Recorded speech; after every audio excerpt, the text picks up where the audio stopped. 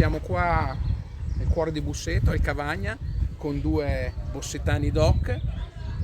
Paolo Scaramuzza, Fabrizio Tosini, entrambi nazionali di bob, ma prima e soprattutto prima di fare le Olimpiadi e prima di diventare appunto nazionali di bob,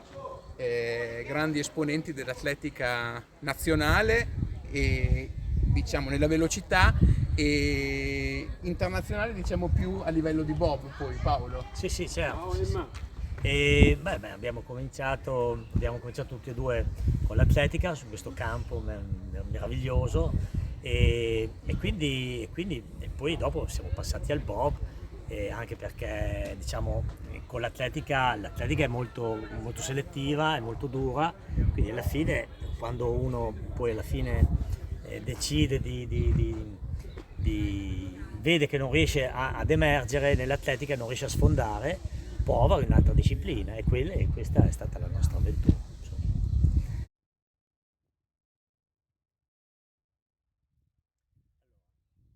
Quando io ho cominciato veramente il campo ancora non c'era, non esisteva e la prima pista qua era in rupco, cioè quel materiale abbastanza duro ancora, e quindi insomma ci si allenava un po' come si poteva, ecco. Mi ricordo solo che c'erano delle nebbie che non si vedeva, allora c'erano veramente delle nebbie che non si vedeva a 10 metri, e quindi gli allenamenti erano veramente duri, cioè fare le ripetute, e quindi, però insomma c'era questa grande volontà di emergere. Comunque l'atletica è stata il mio primo veramente amore ed è stato quello che mi ha fatto crescere dal punto di vista atletico. E ho ottenuto anche dei risultati buoni, insomma, anche perché alla fine già da allievo ero terzo in Italia nel salto in lungo, ho fatto terzo anno, terzo ai campionati italiani allievi,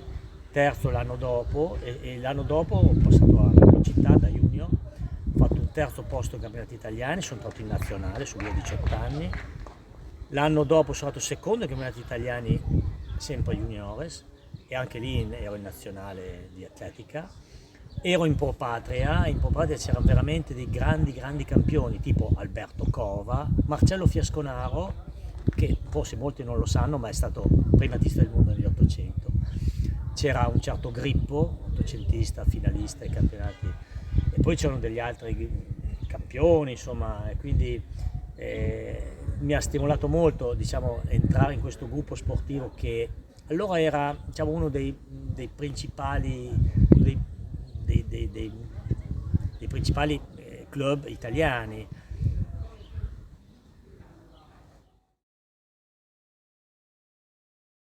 Qui a Busseto c'era un allenatore che lo ricordo molto volentieri, si chiama Edmondo Grandini. Devo molto a questo allenatore, che era un ragazzo, diciamo, che allenava nel CSI Busseto e quindi ho cominciato con lui, dovendo fare il militare. Sono andato in Fiamme Oro a Padova, e in Fiamme Oro a Padova ovviamente c'era il GOAT dell'atletica, sono passati tutti i migliori atleti di allora, a cominciare da Alessandro Andrei, che ha vinto una medaglia d'oro all'Olimpiade, quindi, insomma. Però ovviamente fare un'Olimpiade nell'atletica non è una cosa facile, e quindi dopo l'80, dove poi c'era stato anche il boicottaggio perché c'era Mosca, e lì ho deciso che avrei potuto provare a fare un'Olimpiade col bob, e quindi sono andato a fare i test con un mio amico di Rubieri, si chiama Mirko Melli, e da lì poi ho cominciato subito in squadra, sono entrato nell'83 e nell'84 abbiamo fatto le Olimpiadi. Tra l'altro il migliore risultato che ho fatto è stato nell'83 ai campionati del mondo a Lake Placid, sono andato quarto e col bob a 2, e l'anno dopo ho fatto un ottavo posto alle Olimpiadi col bob a 4, che rimane comunque il miglior risultato da allora col bob a 4. Nessun italiano ha fatto meglio di allora nel bob a 4. Sarajevo è stata la mia prima Olimpiade, la mia prima esperienza, è stata molto emozionante, abbiamo ottenuto un buon risultato, un ottavo posto, e poi niente, ho continuato appunto con l'esperienza nel bob, ai campionati del mondo, e certamente è stato, come dire, è stato un episodio che ha poi è stato ricordato anche per un evento molto tragico che è stata la guerra poi lì a Sarajevo, e ci sono stati degli eventi molto tragici, cioè la curva d'arrivo è stato proprio, come dire, è stato un luogo dove hanno fatto anche dei massacri. Nel 1987 c'è stato un episodio che ha segnato un pochettino il mio passato, ed è stato un incidente a Cervigna in cui sono stato veramente quasi in fin di vita. Ho fatto un incidente, sono stato in coma, ho fatto 1 settimana in sala di rianimazione, non ricordo nulla dell'incidente e per fortuna è andato tutto bene, mi hanno salvato, devo dire che sono stato fortunato, e l'anno dopo ho ricominciato a fare bob nonostante, diciamo, i vari traumi subiti, e ho fatto le Olimpiadi a Calgary. È stato anche questa è stata un'esperienza meravigliosa, con Alberto Tompa che vinse 2 medaglie d'oro, e alcuni episodi, alcuni eventi, diciamo, caratteristici di quelle Olimpiadi furono allora, innanzitutto che c'erano i giamaicani che anche loro correvano, e quindi sono stati molto folcloristici, e poi c'è stato anche, come dire, l'evento che ricordo con piacere, in cui c'era appunto il principe Alberto che gareggiava con noi nel Boba 4 ed è sceso appena prima di noi, insomma. Quindi abbiamo fatto anche amicizia, ci conoscevamo, eravamo tutti, come dire, un'unica famiglia, perché i bobbisti poi alla fine si conoscono tutti e si fa amicizia con tutti, insomma. Quindi questa è stata un'esperienza anche molto bella. Nel bob ci sono appunto questi 2 ruoli che sono il break e il pilota, sono tutti e 2 fondamentali. Il break in genere viene dall'atletica, sono dei velocisti o dei pesisti,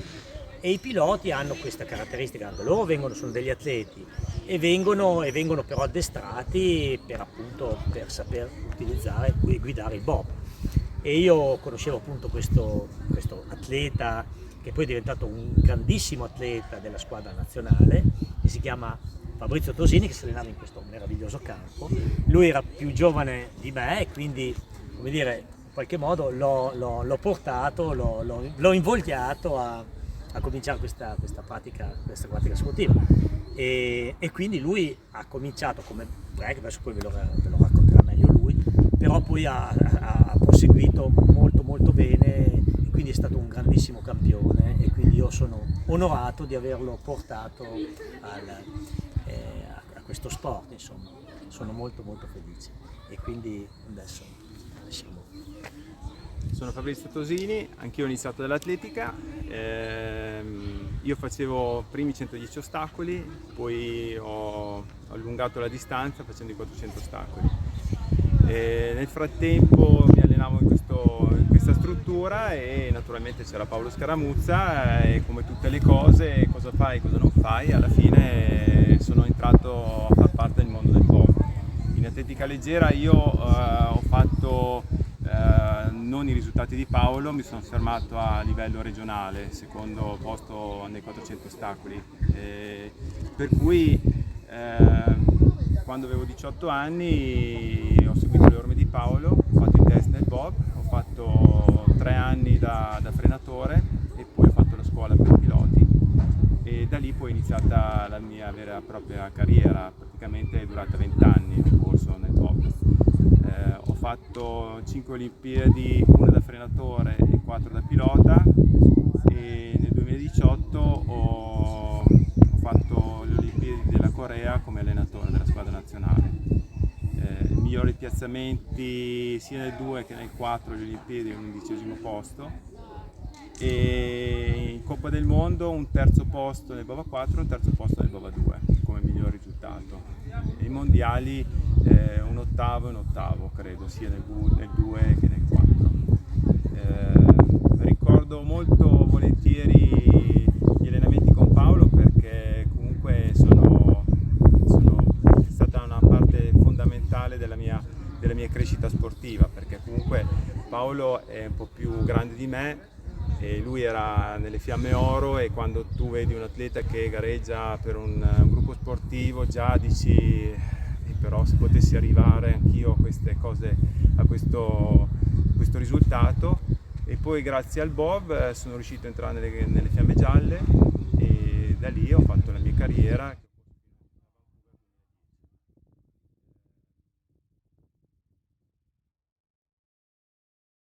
Parlando di Olimpiadi, la mia ultima Olimpiade è stata a Vancouver 2010, però in particolare c'è stata un'Olimpiadi che resta nel cuore,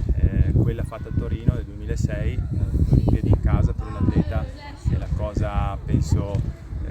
più bella che possa capitare. Dopo 20 anni questa occasione si ripresenta alle nuove leve del bob, che avranno la fortuna di partecipare alle prossime Olimpiadi. Io spero di esserci come allenatore e il fatto che sia diventato allenatore nel bob per un pilota non dico che è un passaggio obbligato, però tutte le nozioni che impari nelle guida e le strategie, tutte queste cose cerchi di trasferirle alle nuove leve, per cui devi star lì a insegnare a come guidare, come comportarsi in determinate curve e così via. E non nascondo che a volte forse era meglio fare l'atleta, perché comunque specialmente con i novizi quando scendi è chiaro che quando sei lento tutto aiuta, ma nel bob purtroppo parti da lento e arrivi a fare anche i 100, a Vancouver si toccano i 150, per cui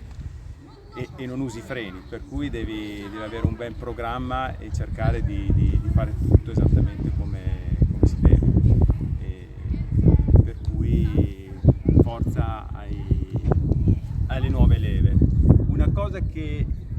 un rammarico che ho è non aver potuto fare una discesa con il mio mentore, con Paolo Scaramuzza, perché il pilota l'ha iniziato quando lui ormai aveva terminato la sua carriera. Per cui potevamo fare il Busseto 1 come mi è capitato di fare con Romanini Samuele, che è un altro bobbista di Busseto.